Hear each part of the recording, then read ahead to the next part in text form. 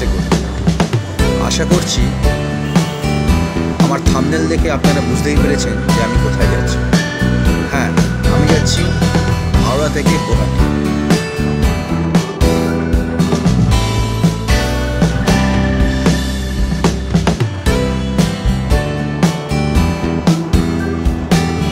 Howrah bridge cross করছি এখন।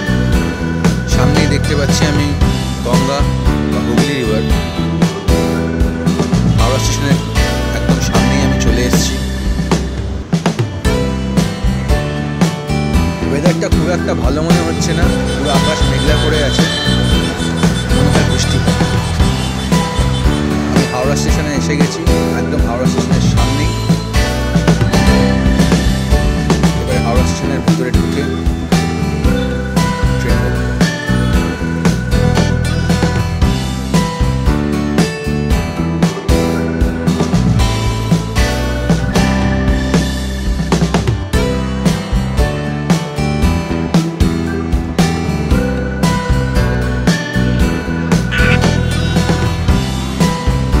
আমাদের গাড়ি 9 নম্বর প্ল্যাটফর্মে দিয়েছে, সরাইঘাট এক্সপ্রেস।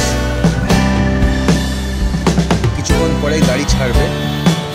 আমি প্রচণ্ড এক্সাইটেড গুয়াহাটি যাওয়ার জন্য। অনেকদিন ধরেই ভাবছিলাম যাবো, কিন্তু যাওয়া হচ্ছিল না। এখন সুযোগ পেয়েছি, তাই বেরিয়ে পড়েছি।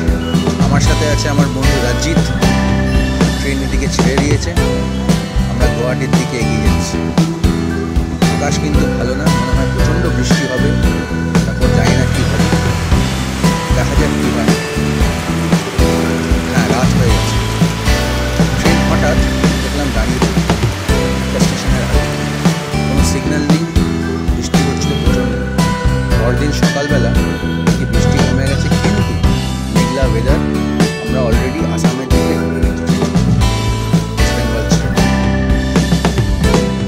কিন্তু এখানকার পরিবেশ, গাছপালা ভীষণ সুন্দর একটা সিনারিও দেখতে পাচ্ছি আমি।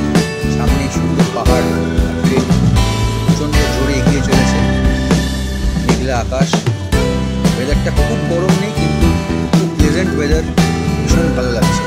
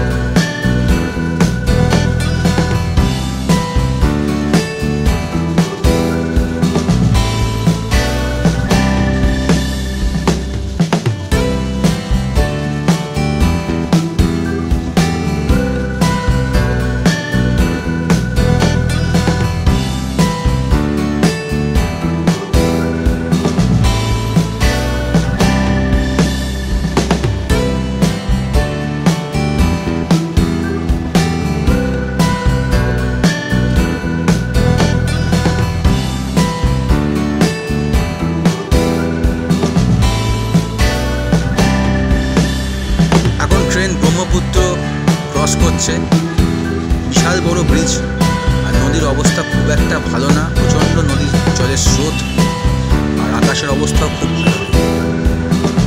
কিন্তু সব মিলিয়ে একটা খুব সুন্দর পরিবেশ, ভালো লাগছে খুব। আর ট্রেন নিজের গতিতে এগিয়ে চলেছে। নদী প্রচণ্ড ভরাট হয়ে আছে। সামনে একটা ব্রিজ তৈরি হওয়ার কথা ছিল, কিন্তু সেই ব্রিজটা কোনো কারণে হয়তো তৈরি হয়নি। সেই জন্য পিলারগুলো জাস্ট তৈরি করে পড়ে আছে।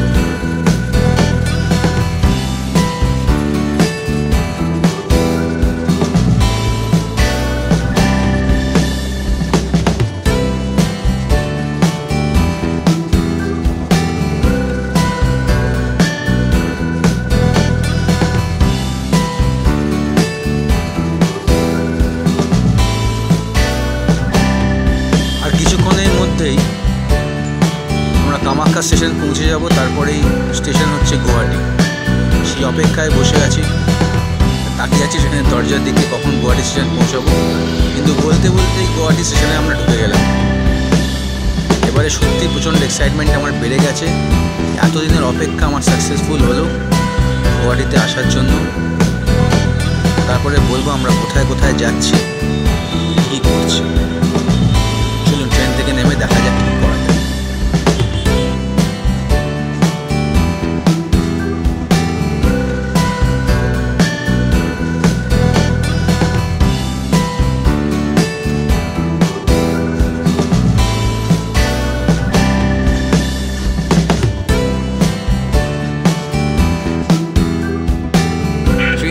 নেমে গেছি। আমার সাথে আছে আমার বন্ধু রজিত দা। গুয়াহাটি স্টেশনের সামনে আমরা দাঁড়িয়ে আছি। এখান থেকে একটা আমরা রিক্সা নেব, রিক্সা নিয়ে আমাদের হোটেল বা আশ্রমে আমরা যাব। কোথায় যাচ্ছি রিক্সাতে বসে বলছি। স্টেশনের কন্ডিশন খুবই সুন্দর, প্রচণ্ড পরিষ্কার পরিচ্ছন্ন স্টেশনের এরিয়া। নিয়মকানুনটা যথেষ্ট ভালো দেখলাম। এবার আমরা রিক্সাতে উঠে গেছি। আমরা যাচ্ছি হচ্ছে ভারত সেবা আশ্রম। রিক্সা গুয়াহাটি স্টেশন থেকে ভারত সেবা আশ্রম কালাপাহাড় নিচ্ছে হচ্ছে 140 টাকা। আরও বেশি বলছিল, কিন্তু আমরা বললাম একটু দরদাম করে একটু কমিয়ে দিন। তো বললো ঠিক আছে দাদা। তো আমরা ভারত সেবা আশ্রমে পৌঁছে গেছি এখন। এটা হচ্ছে গুয়াহাটির ভারত সেবা আশ্রম কালাপাহাড় এরিয়াতে। সব থেকে সস্তায় খুব সুন্দর পরিবেশে থাকার এবং খাবার ব্যবস্থা এখানে করা হয়েছে। আপনারা hello friends, welcome to my channel the battle bond Sadhel. আমি সাধেল চৌধুরী। কলকাতা থেকে হঠাৎ প্ল্যান করে চলে এলাম কামাখ্যার উদ্দেশ্যে, মা কামাখ্যার দর্শন। হাওড়া থেকে সরাইঘাট এক্সপ্রেস ধরে সোজা চলে এলাম গুয়াহাটি। আর গুয়াহাটি থেকে আমরা একটা রিক্সা করে ভারত সেবা আশ্রমে চলে এলাম। এখানে যে পরিবেশ খুবই সুন্দর, খুবই মনোরম, আর এখানের ব্যবস্থা যথেষ্ট ভালো। আর এখানে যে খাওয়া দাওয়া আমরা খেয়েছি, আশা করি তোমরা সেগুলো দেখেছো, সেগুলো খুবই সুন্দর, পিওর ভেজ খাবার, একদম রিজনেবল প্রাইসে, খুবই সস্তায়। তো তোমরা যদি কোনো সময় আসতে চাও, তোমরা প্লিজ কামাখ্যা ভিজিট করার সময় বা আসার সময় ভারত সেবা আশ্রমে আসতে পারো। এখানে রুম থেকে আরম্ভ করে খাওয়া দাওয়ার ব্যবস্থা খুবই সুন্দর। তো চলো দেখা যাক আমরা আর কী করছি। রুম থেকে বাইরের পরিবেশটা যথেষ্ট ভালো লাগছে। সামনে পাহাড় মেঘলা করে আছে, আর আশ্রমের পরিবেশ তো যথেষ্ট ভালো। আমি এখানে আবার আসলে নিশ্চয়ই এখানে উঠব। এবার আমরা খেতে যাব। খাওয়াতে আমাদের দিয়েছিল সুন্দর বাসমতি চালের ভাত, এখানকার লোকাল বাসমতি, ডাল, শাক ভাজা, 2 রকমের তরকারি, যে যত পরিমাণে খাবার খরচা হচ্ছে এখানে 60 টাকা করে। লাঞ্চ 60 টাকা, ডিনার 60 টাকা, আগে থেকে কুপন কাটতে হয়। আর এখানে রুম রেন্ট হচ্ছে 300 টাকা করে। যথেষ্ট সুন্দর পরিবেশের মধ্যে আমরা আছি এখানে। সামনেই আমি চলে এসেছি খেয়ে ছাদের মধ্যে। ছাদ থেকেও বেশ পরিবেশটা যথেষ্ট সুন্দর।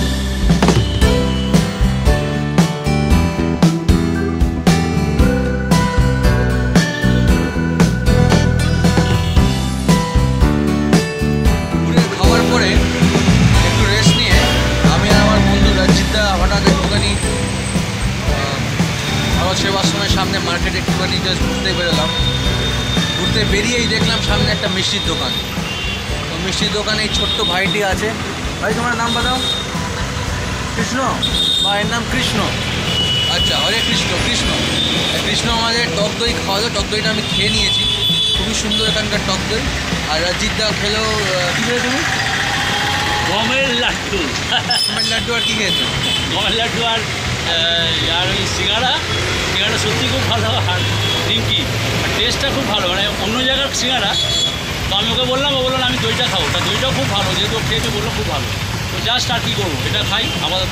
আমরা যেহেতু খেতে ভালোবাসি, মিষ্টির দোকানে দেখলে তো না দাঁড়িয়ে উপায় নেই, মিষ্টিগুলো খাই। তারপরে একটুখানি হাঁটাহাঁটি করবো, একটু মার্কেট দেখবো।